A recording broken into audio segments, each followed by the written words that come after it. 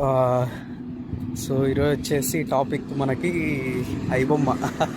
Present మన ఆంధ్ర తెలంగాణలో జరుగుతున్న సంచలనం ఐబొమ్మ. ఇమ్మడి రవి అని పట్టుకున్నారు.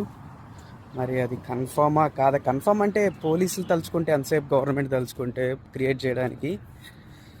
సో ఇప్పుడు దీని గురించి మాట్లాడడానికి ఏంటంటే కొంతమంది ఆ, దానికి అగైనిస్ట్గా ప్రొటెక్ట్ చేస్తున్నారు. కొంతమంది సినిమా ఇండస్ట్రీ వాళ్ళే హ్యాపీ అవుతున్నారు.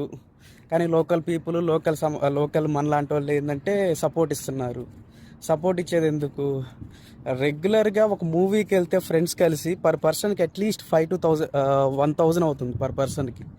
వాడు 300-400 టికెట్, పార్కింగు, అందులో మళ్ళీ ఇంటర్వెల్లో ఫుడ్ ఏంటి, ట్రాఫిక్ ఏంటి. సరే అదేమన్నా మంచి మూవీయా? అలా ఏం కాదు. అలా ఎన్నో ఉన్నాయి. మూవీ థియేటర్కి వెళ్ళాలంటే అది మళ్ళీ మళ్ళీ మన ఆంధ్రప్రదేశ్ తెలంగాణలోనే. మళ్ళీ పక్క స్టేట్లో ఇంత ఖర్చులు ఇంత ఏం లేవు, ప్రైజెస్ చాలా తక్కువ ఉంటాయి. అదొకటి. ఇంకోటి, కమింగ్ టు ద పాయింట్, మన మూవీ ఇండస్ట్రీ వాళ్ళు ఫుల్ హర్షాలు వ్యక్తం చేస్తున్నారు.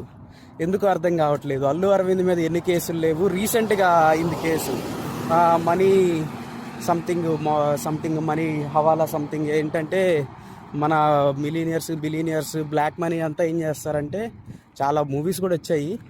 ఏం చేస్తారు, ఇలాంటి ప్రొడ్యూసర్లకి, బడా షాట్ ప్రొడ్యూసర్లకి బ్లాక్ మనీ సంథింగ్ వేరే సోర్స్ నుండి ఇస్తారు. వాళ్ళ మనీ ఏం చేస్తారు, పెద్ద పెద్ద మూవీల్లో ఫ్లాప్ అయ్యేటట్టు ఆ మనీ ఇన్వెస్ట్మెంట్ చేస్తారు. ఆ బ్లాక్ మనీ కాస్త వైట్ అవుతుంది.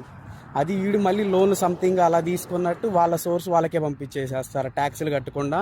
వీడికి ఇన్కమ్, మనీ మంచిగా అలా తీసుకున్నందుకు, మెయింటైన్ చేసినందుకు, అటు వాడికి గవర్నమెంట్ ట్యాక్స్ కట్టకుండా వాడు సంథింగ్ దాన్ని చేసేస్తున్నారు.